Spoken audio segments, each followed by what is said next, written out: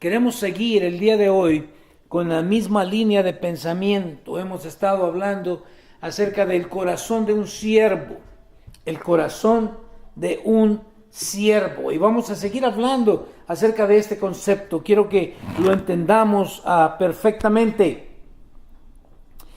Un concepto verdadero del discipulado cristiano maduro es servir a quienes nos siguen y enseñarles con nuestro ejemplo a ser servidores de los demás. Escuche, tenemos nosotros que entender y tener bien claro el concepto verdadero de lo que es el discipulado cristiano maduro, el cual es servir a quienes nos siguen. Yo sé que esto va en contra de la corriente del día de hoy, pero escuche, es servir a quienes nos siguen y enseñarles con nuestro ejemplo a ser servidores de los demás. Entremos de lleno. Filipenses 2:5. En el libro de Filipenses capítulo 2 versículo 5, el Señor nos dice: tengan la misma actitud que tuvo Cristo Jesús. Pablo hablando, tengan la misma actitud que tuvo Cristo Jesús. Si usted recuerda, hablamos la semana pasada acerca de estos dos hermanos, ¿verdad? Que vinieron a Jesús pidiéndole que en su reino, cuando Él regresara, que uno de ellos se sentara a su mano derecha y a su mano izquierda. Otro evangelio nos dice que fue la madre la que llegó a pedir esta cosa. Pero ¿cuál es la actitud que tuvo Cristo Jesús? ¿Cuál fue la actitud que Él nos vino a mostrar? Porque recuerde, Él vino a mostrarnos el camino a seguir. Él vino a dar el modelo. Él vino a sentar o dejar por sentado: este es el camino que ustedes tienen que seguir. Estas son las actitudes que ustedes tienen que desarrollar. Tengan la misma actitud que tuvo Cristo Jesús. Luego en 1 Corintios, Pablo también hablando nos dice lo siguiente: pues, ¿quién puede conocer los pensamientos del Señor? Mira qué tremendo. ¿Quién puede conocer los pensamientos del Señor? Segunda pregunta: ¿quién sabe lo suficiente para enseñarle a Él? Interesante. ¿Quién puede conocer los pensamientos del Señor? No creo yo que alguien pueda conocer los pensamientos del Señor. ¿Quién sabe lo suficiente? ¿Cuánto es suficiente para saber, para poder enseñarle a Él? Dudo. Y luego dice esto Pablo: pero nosotros entendemos estas cosas porque tenemos la mente de Cristo. Excelente. Pero ¿quiénes somos nosotros? ¿Quiénes son nosotros? Nosotros entendemos estas cosas porque tenemos la mente de Cristo. ¿Quiénes son los que tienen la mente de Cristo? Podríamos decir los creyentes. Pero tenemos que entender, no los que se llaman creyentes, sino los verdaderos creyentes. Aquella persona que ha entendido que Dios lo salvó con el propósito de que ahora siga el patrón, que ahora busque la actitud que tuvo Cristo Jesús. Aquella persona que va a dejar o va a permitirle al Espíritu Santo transformar su vida. Tenemos, dice, la mente de Cristo. Aquí le va. Como discípulos necesitamos una transformación drástica en la orientación de nuestros pensamientos.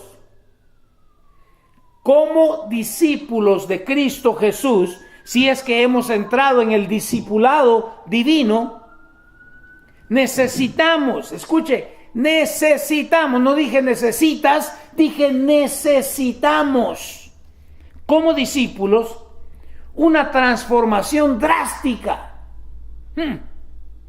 Yo no sé usted, a mí me gustan mucho las películas así medias chifladas, ¿verdad? Pero Transformers, un auto de repente se transforma Y hay escenas, ¿verdad?, bien excelentes, como cuando va la radiopatrulla siguiendo a este otro robot, pero se transforma, va en el aire, va volando y se transforma. Quiero que lo entienda. Nosotros necesitamos esa transformación drástica.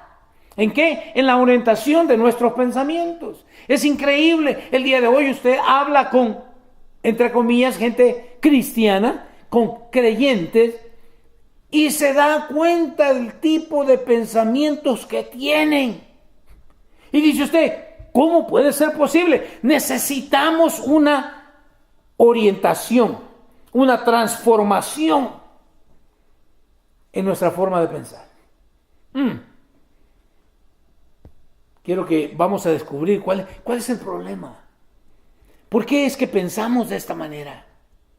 ¿Por qué es que el Señor vino y trastornó el mundo, transformó al mundo? Una persona impactó, o como dije al principio, sirvió a 12 hombres y les enseñó que deberían de servirse entre ellos mismos. Y estos 12 hombres entonces han revolucionado. Por eso tenemos el evangelio que tenemos el día de hoy.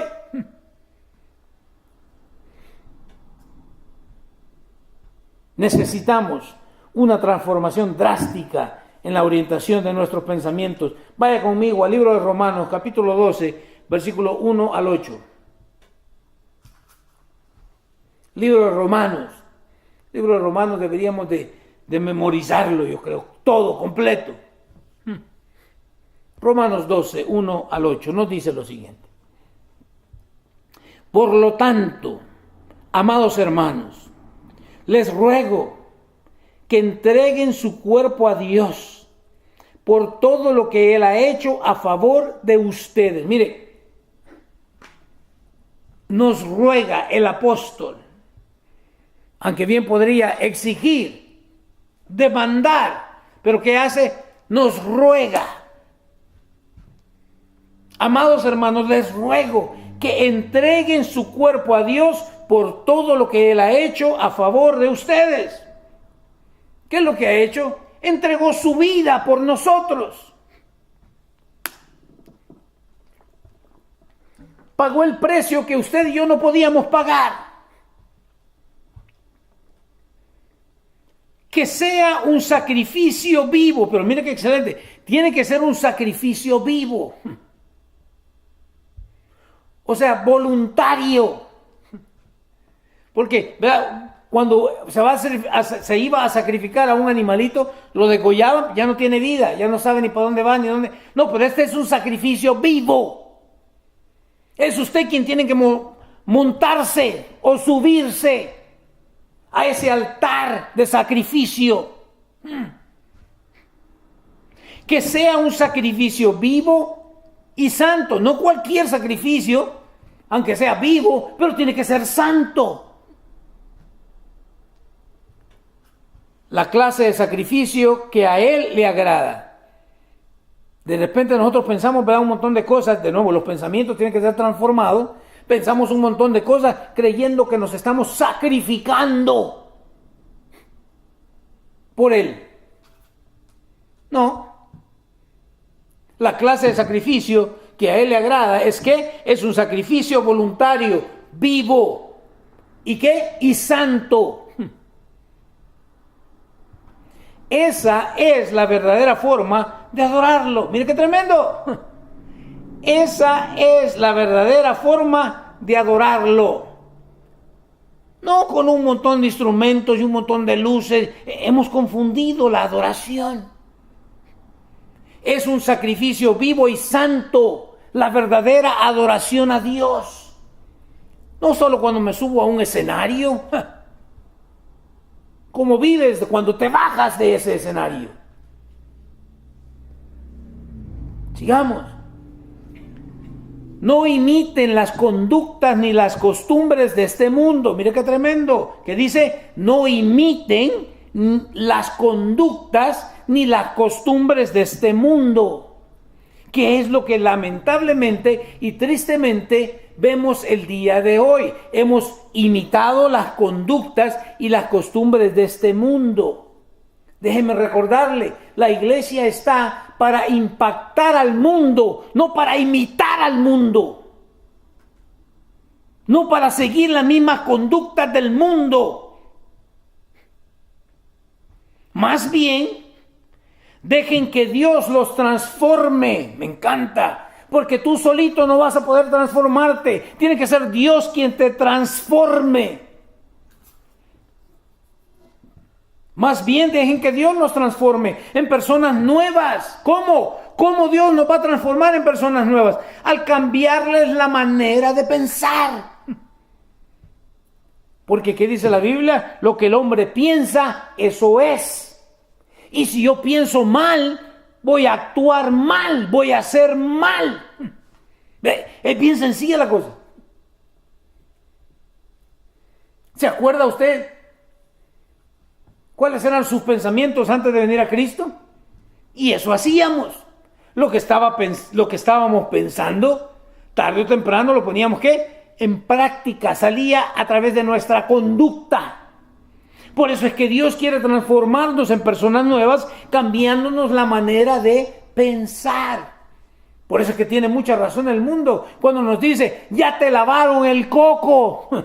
Sí, Dios me transformó la manera de pensar, ya no puedo pensar igual. Pero lamentablemente, la iglesia piensa igual que el mundo. Un poquito más adelante sobre esto. Entonces, mire qué tremendo. ¿Cuántos han oído? Es que yo en realidad no sé cuál es la voluntad de Dios para mi vida. ¿Cómo lo vas a saber si mientras no renueves tu mente, mientras no le permitas a Dios, al Espíritu Santo, transformarte a través de la renovación de tu entendimiento, de tus pensamientos, jamás vas a poder comprobar? ¿Qué es lo que dice? Entonces aprenderán. Una vez le permito a Dios transformarme en una persona nueva, cuando le permito cambiarme la manera de pensar, entonces voy a dejar de imitar las conductas y las costumbres de este mundo. No solamente eso, entonces voy a aprender a conocer la voluntad de Dios para ustedes, la cual es buena, agradable y perfecta. Me encanta. La cual es buena, agradable y perfecta. La voluntad de Dios para ti es buena, es agradable, es perfecta. Tal vez no es lo bueno que tú quieres, tal vez no sea lo agradable para ti, tal vez no sea la perfecta para ti, pero lo es para Dios. Quiero que lo entienda. Pero nosotros queremos las cosas ya, ahorita. No quiero esperar. Dios dice, no es así la cosa. Agradable. Pero es que no me agrada. Pablo vino con el Señor y le dijo, aquí está este aguijón en la carne, te pido que lo quites de mí. Dice el apóstol, 3 veces vine con Dios. Y agarró la onda. En la tercera, dicen que la tercera es la vencida. La tercera vez, Dios le dice, no. No, como Dios no dice. Dios le dijo, no. El apóstol dice, quítame este aguijón en la carne. Y el Señor le dice, no. ¿Qué le dijo? Bástate mi gracia. Mire, y creo que nosotros necesitamos escuchar esto. Bástate mi gracia. Ay, que no puedo vivir solo, necesito a alguien con... Bástate mi gracia. Es que este trabajo que tengo, bástate mi gracia. Entonces aprenderán a conocer la voluntad de Dios para ustedes, la cual es buena, es agradable y es perfecta. Versículo 3. Basado en el privilegio y la autoridad que Dios me ha dado, le advierto. ¡Wow! Comenzó rogando, ahora está ¿qué? Advirtiendo. Le advierto a cada uno de ustedes lo siguiente. ninguno se crea mejor de lo que realmente es. Interesante. Ninguno se crea mejor de lo que realmente es. Sean realistas al evaluarse a ustedes mismos. Háganlo según la medida de fe que Dios les haya dado. ¡Wow! Hay muchos que no hemos entendido. Cuando alguien nos dice siervo de Dios, deberíamos de examinar nuestras vidas y asegurarnos que estamos siendo esclavos de Jesucristo y no estoy haciendo mi propia voluntad. Versículo 4. Así como nuestro cuerpo tiene muchas partes y cada parte tiene una función específica. ¿Verdad que sería medio raro ver a alguien comer con los pies? A menos que no tenga manos. Pero si tiene 2 manos, esas fueron dadas ¿para qué? Para comer. Así como nuestro cuerpo tiene muchas partes y cada parte tiene una función específica, el cuerpo de Cristo también. Eso me dice que tú tienes un lugar específico en el cual Dios te ha colocado dentro del cuerpo de Cristo para que tú le sirvas. Nosotros somos las diversas partes de un solo cuerpo y nos pertenecemos unos a otros. Mire qué tremendo. Es que este hermanito es parte del cuerpo. Es que, o tal vez otro parece que debería ser como yo. No, pero es parte del cuerpo.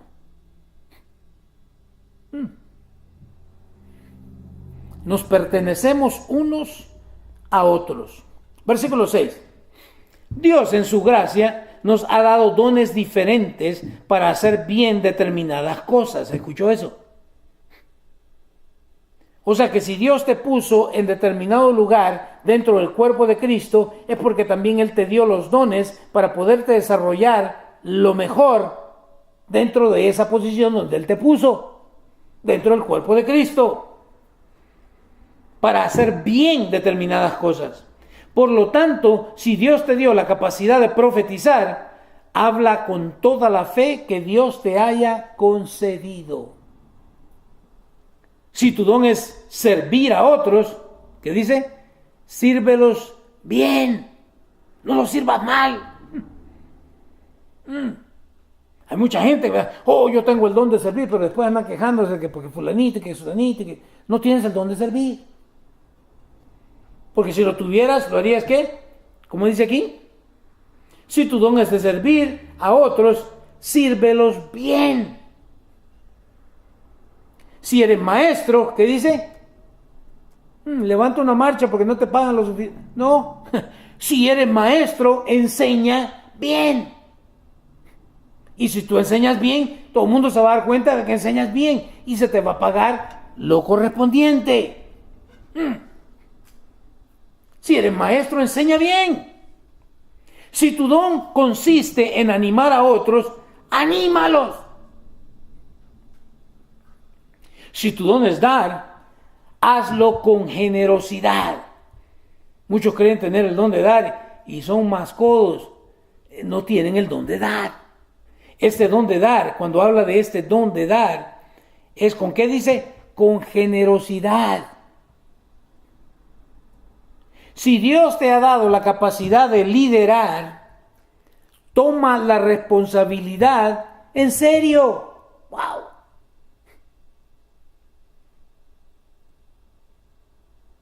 A todos y cada uno de nosotros nos toca algo de aquí. Así que no me esté viendo a mí, ay, le tocó al hermano, a ti también te tocó. Es que esto es para todos. La capacidad de liderar, toma la responsabilidad en serio. Y si tienes el don de mostrar bondad a otros, ¿qué dice? Hazlo con gusto. Me encanta. Tienes el don de mostrar bondad a otros. Hazlo con... No te quejes. Ay, es que yo soy tan bondadoso. ¿Cómo no? ¿Seguimos? El propósito de servir a los demás es libertarlos para que amen y sirvan a Dios. Escuche, el propósito de servir a los demás es libertarlos para que amen y sirvan a Dios y no hacerlos nuestros siervos o esclavos o servir nuestros propios deseos o necesidades. Yo lo voy a ayudar para que usted sirva a Dios. Y si el día de mañana Dios lo llama fuera de esta iglesia a servir a otra iglesia, gloria a Dios. Hello. De repente nos metemos en este lío, ¿verdad? Te estás robando a mis siervos. Wow, ¿por qué no? Dile, te estás robando a mis esclavos. Ellos me están sirviendo a mí y tú te los estás robando. Pero disfrazamos la cosa. No. El propósito es de que sirvamos a los demás. El propósito de servir a los demás es libertarlos para que, ¿qué? Primero, mire, para que amen a Dios. Para que les sirvan a Dios. No para hacerlos nuestros esclavos o siervos, ni para hacer que sirvan nuestros propios deseos o necesidades. ¡Wow! Cristo es el ejemplo perfecto. Escuche. En el libro de Daniel, capítulo 7, versículos 13 al 14. Daniel 7, 13 al 14 nos dice lo siguiente. Mientras continuó mi visión esa noche, vi a alguien parecido a un hijo de hombre. Interesante. ¿Dónde hemos oído esto anteriormente? Jesús le encantaba referirse a sí mismo. ¿Como quién? Como el Hijo del Hombre. Escuche. Una cuestión mesiánica. Mientras continuó mi visión esa noche, vi a alguien parecido a un hijo de hombre descender con las nubes del cielo. Se acercó al anciano y lo llevaron ante su presencia. Versículo 14. Se le dio autoridad, honra y soberanía sobre todas las naciones del mundo. ¿Para que qué? Para que lo ignoraran. ¿Es lo que dice? No, es lo que hacemos, pero no es lo que dice la Escritura. Para que lo obedecieran los de toda raza, nación y lengua. ¿De quién está hablando? Está hablando de Cristo Jesús. Su gobierno es eterno, no tendrá fin. Su reino jamás será destruido. Me encanta. Jesús por eso usaba estos títulos que se ponía él. ¿Y usted de quién dice que es el Hijo del Hombre? ¿Se acuerdan? ¿De dónde viene? Viene de aquí de Daniel.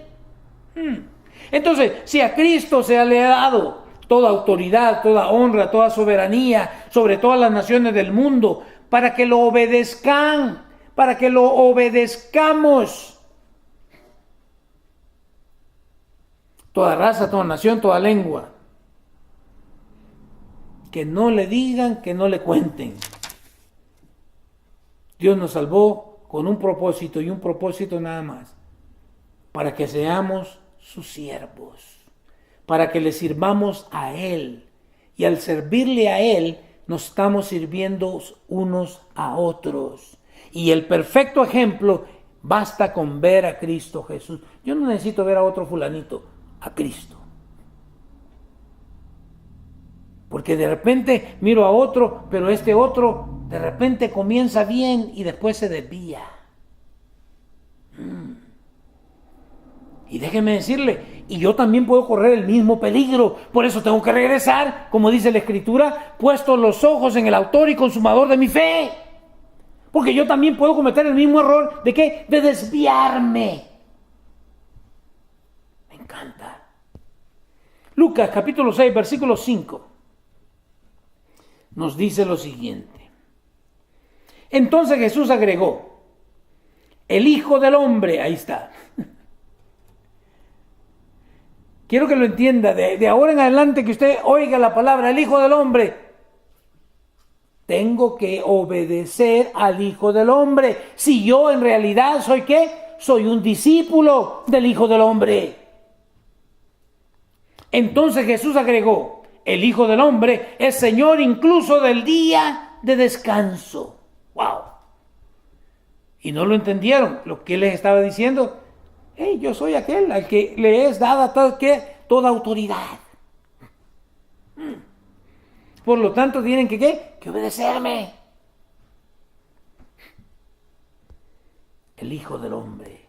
Juan 6:62 nos dice, ¿qué pensarán entonces? Si ven al Hijo del Hombre, una vez más, el Hijo del Hombre, ascender al cielo otra vez. Hello. ¿Qué pensarán entonces si ven al Hijo del Hombre descender al cielo otra vez? ¿Cómo que otra vez? Pues que de ahí vino. Ah, no, yo lo vi nacer allá en Jerusalén, en Belén de Judea. Nació un niño, pero ese niño era Cristo. No nació de voluntad humana.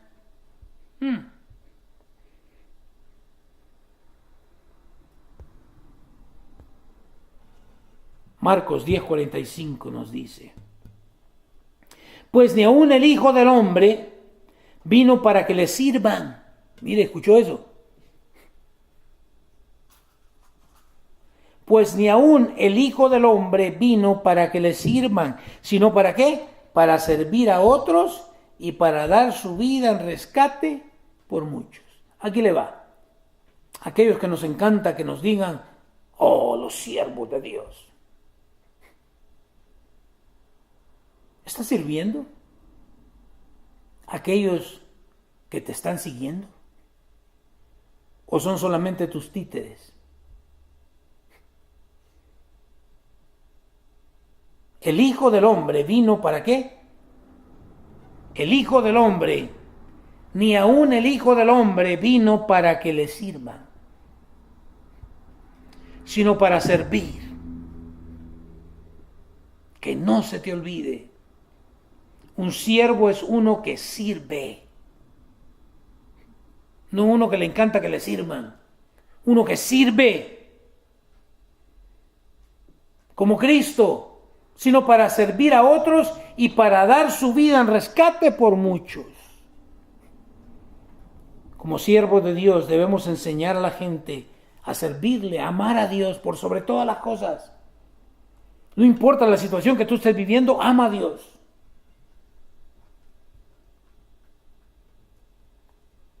Debemos servirnos, enseñarle a la gente a servirse uno a otro.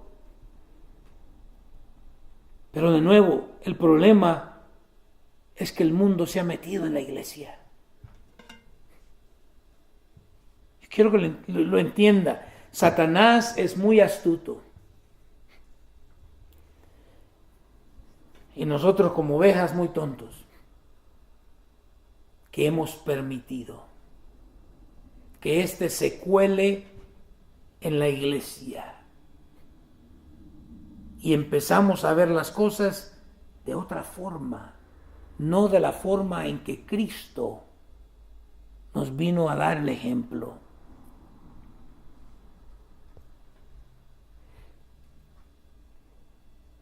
Romanos 12:2, y esta vez voy a usar la Reina Valera del 60, porque yo sé que les encanta, son reinos valeros ustedes, y ahí les va. Ya lo vimos anteriormente. ¿Qué dice? No os conforméis a este siglo. Déjenme barajearlo un poco más despacio. No os conforméis a este siglo. Yo creo que este es el problema de la iglesia. ¿Cuál es el problema, pastor? Es que nos hemos conformado. ¿Aló? Conformarse a este siglo significa simple y sencillamente acostumbrarse. Hello. Nos hemos acostumbrado. Pues fulanito lo hace, ¿y por qué no lo voy a hacer yo?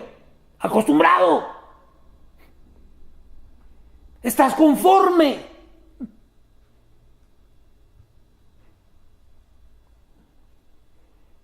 Acostumbrarse a hacer las cosas exactamente como las hacen todas las demás personas. A recibir todas las cosas tal y como vienen. No cuestionar nada. Pero, ¿sí o no? Mire, cuando alguien me dice a mí, porque yo quiero que lo entienda, yo también tengo líderes sobre mí. Pero cuando alguno de estos líderes viene y me dice a mí, no me cuestiones, simplemente, ya se me pararon, hasta los pelos se me engrifaron todos. ¿Cómo que no te cuestione? No. Todo lo que yo recibo, tengo que compararlo con la Escritura. ¿Va de acuerdo con la Biblia? Si no, no lo recibo. Pero todo el mundo lo hay. ¿Pero y qué? ¿Todo el mundo va rumbo al infierno? ¿También vamos a ir? No, claro que no. Pero estamos tan acostumbrados, ¿verdad?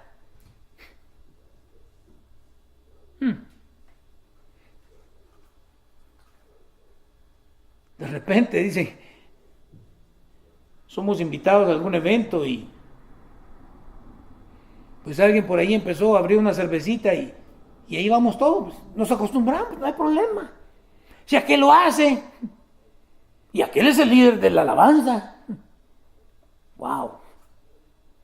No te acostumbres, no te conformes a este siglo.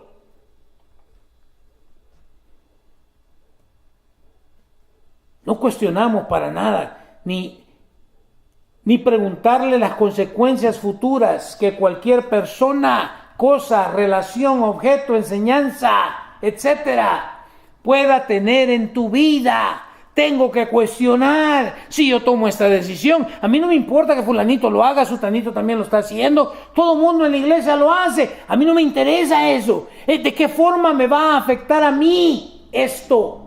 ¿De qué forma esta decisión, esta tontera que estoy a punto de cometer, qué consecuencias me va a traer? Mire, si nomás escucháramos al Señor por un segundo, de repente, ¿verdad? Ahí estamos todos frustrados, jalándome las greñas, entro en depresión. Empiezo a pensar, empiezo a tener pensamientos de suicidio, porque ya no aguanto esta situación. ¿Y quién te metió ahí? Tú solito. ¿Por qué? Porque te conformaste a este siglo. Señor, ayúdanos. Ya se me acabó la agüita.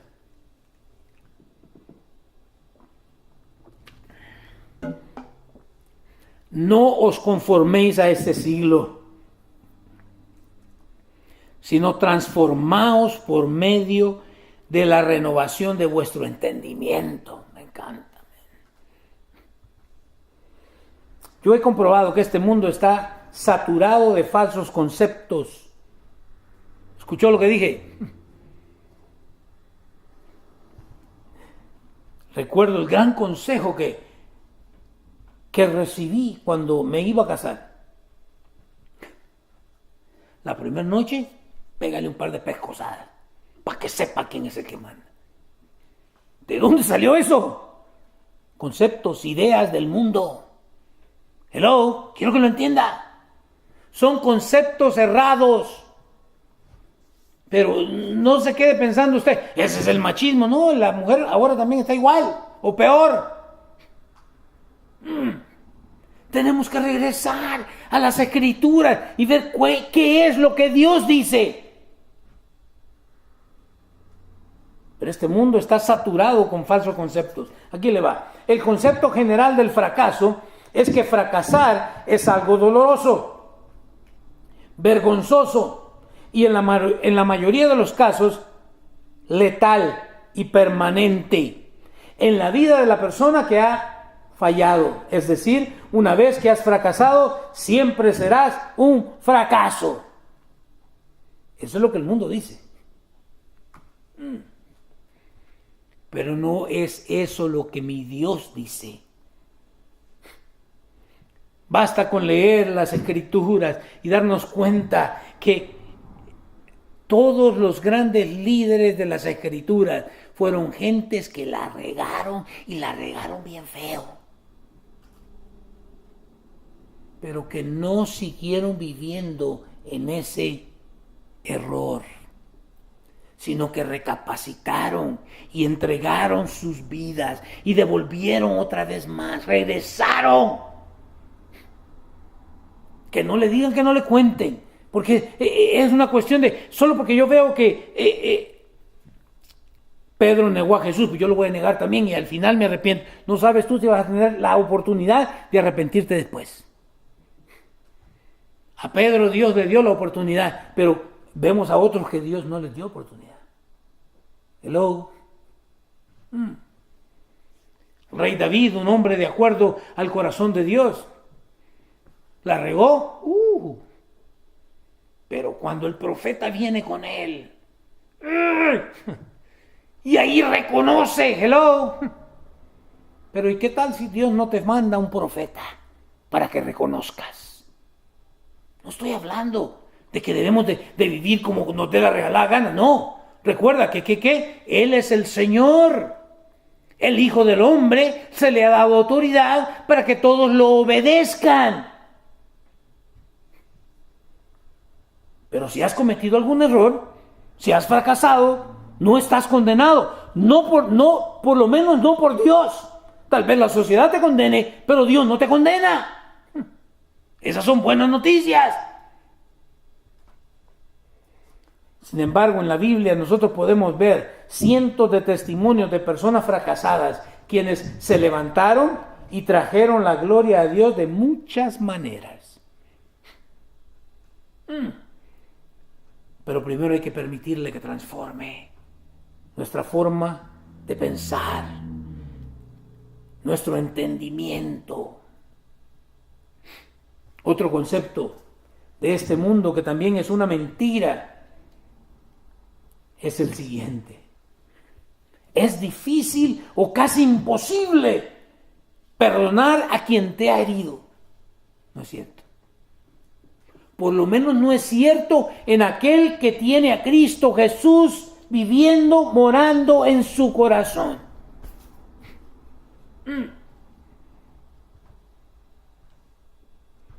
Pero la verdad es que el mundo no sabe perdonar. Y esa es la verdad. No me mire a mí con carita de, esa es la verdad. Todo mundo te puede traer aquí. Ay, sí, fulanito, menganito, comete un error y te fuiste para abajo y de ahí ya no te levanta nadie. Ese es el mundo.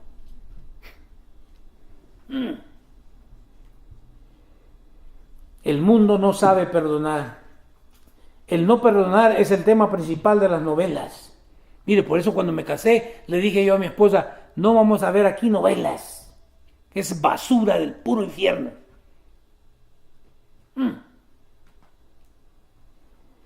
Donde al final los buenos salen ganando.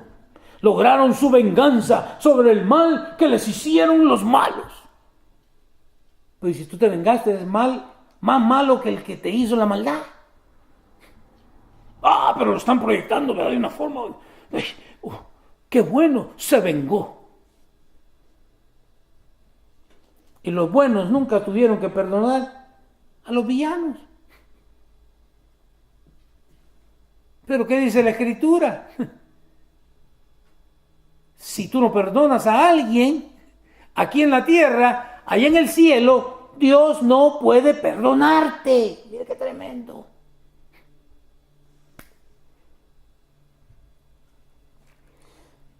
Perdonar es no tomar en cuenta la ofensa que se nos ha hecho.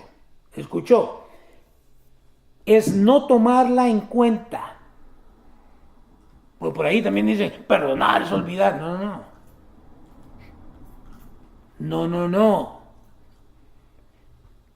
El que no tome en cuenta la ofensa que me hiciste, no quiere decir que ya se me olvidó. Pero quiere decir que yo estoy optando por no tomarla en cuenta. ¿Está conmigo? Te presté una plata y no me la pagaste cuando supuestamente éramos amigos. Ok, no la voy a tomar en cuenta. Pero no me pida más prestado. Hello.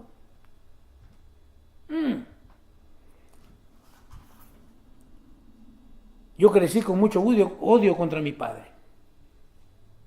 Hasta que Dios tuvo que venir conmigo y decirme, porque cierto o no, Dios es tan excelente. Y toda persona que ha sido ofendida, escuche, toda persona que ha sido ofendida, usted les pregunta, ¿y alguna vez pensaste en perdonarlo? Y 100%, la respuesta ¿cuál es? No. Al menos que esa persona que me ofendió venga a pedirme perdón. Dios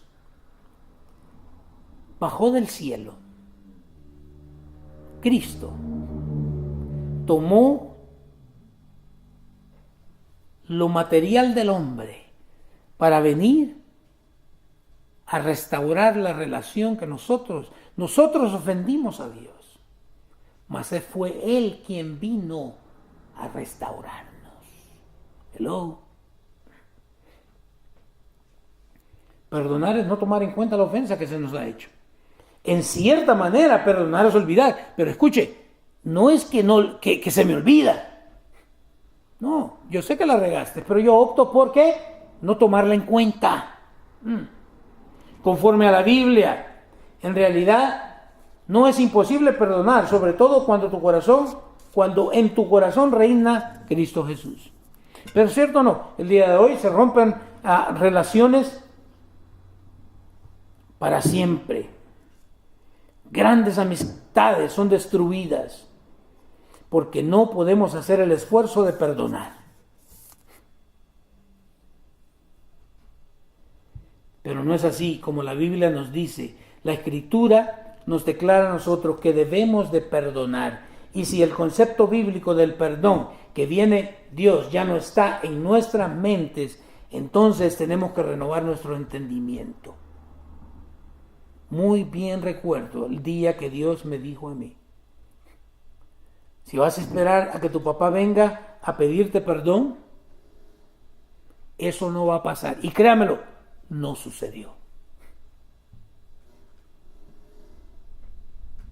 Pero fui yo el que tuvo que ir y buscar y pedir. Yo, el ofendido, es lo que la Biblia nos enseña. Tuve que ir y pedir ese perdón.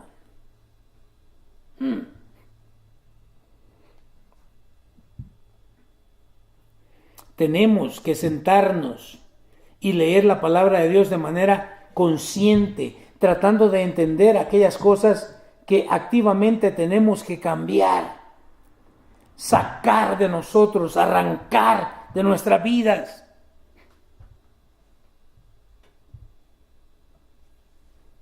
Estamos viviendo tristemente en una generación torcida, donde los cristianos se han conformado a este mundo en su manera de pensar y en su manera de actuar. Y eso no puede ser así. ¿Sí o no? Constantemente miramos a los cristianos deprimidos, tristes, solos, ignorantes de su misión y del propósito que Dios tiene para con sus vidas, resentidos. A veces hasta con Dios estamos resentidos. Con su prójimo, con las iglesias. Ay, Dios mío. Con sus familias. Con el gobierno. ¿Le sigo? La libertad que Dios nos da está en no conformarnos a la manera de pensar de este mundo, sino en activamente buscar renovar nuestro entendimiento. Cuando nuestros conceptos se transforman en los conceptos verdaderos que vienen de Dios, entenderemos entonces la voluntad de Él, que es bella, es perfecta para nuestras vidas. Romanos 12:2, no os conforméis a este siglo, sino transformaos por medio de la renovación de vuestro entendimiento, para que comprobéis cuál sea la buena voluntad de Dios, agradable y perfecta. Te dejo con este último versículo en el libro de Proverbios, capítulo 3, versículos 5 al 6. que nos dice: confía en el Señor con todo tu corazón. Me encanta. Confía en el Señor, en este Hijo del Hombre. Confía en el Señor con todo tu corazón. No dependas de tu propio entendimiento. Pero no dependas de tu propio entendimiento. Confía en el Señor con todo tu corazón. Busca su voluntad en todo lo que hagas. ¿En qué? En todo lo que hagas. Busca la voluntad de Dios y Él te mostrará cuál camino tomar. Es que a veces no sabemos dónde ir, cómo hacer las cosas, pero si lo buscamos a Él, si buscamos la voluntad de Dios por sobre todas las cosas. Recuerda el Getsemaní. Jesús está a punto de entregar su vida y en ese momento sintió la muerte tocando a la puerta. Pero ¿qué dice? Señor, si es posible, pase de mí esta copa. ¿Pero qué? Pero no se haga mi voluntad, sino la tuya. Hasta el último momento, Jesús siempre buscó la voluntad del Padre. Tú y yo, como siervos de Dios, debemos también buscar siempre, no dejándonos, no conformándonos, no acostumbrándonos, sino permitiéndole a Él que transforme nuestra forma de pensar. Ahí donde estás, cierra tus ojos, inclina tu rostro. Me gustaría orar.